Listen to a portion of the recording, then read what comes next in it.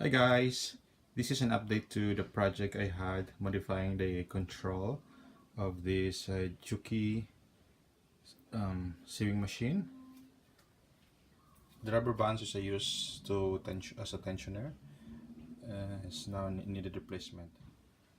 Me and my wife was able to find and buy this spring here, which is a door spring actually, and I cut it into half and installed half of it here.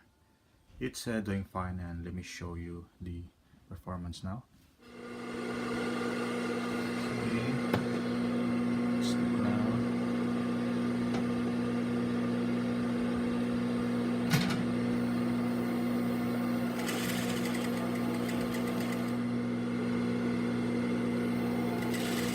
You can control better the machine because the tension is stronger, although it takes a bit of effort.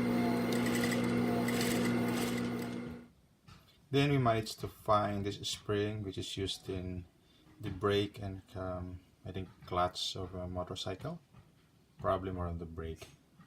But anyhow, let's try using this one if it performs better. Okay, so here how I install the coil spring. Yeah, there you can see it, and let's see how it works.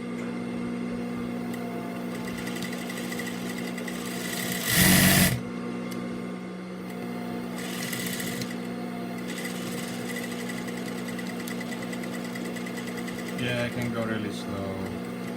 Now I'm able to better control the machine. You can go very fast, or you can go very slow. Thank you guys for watching. Hope you find this very helpful. For those who haven't seen my first video on how I made the project, you can check my other video.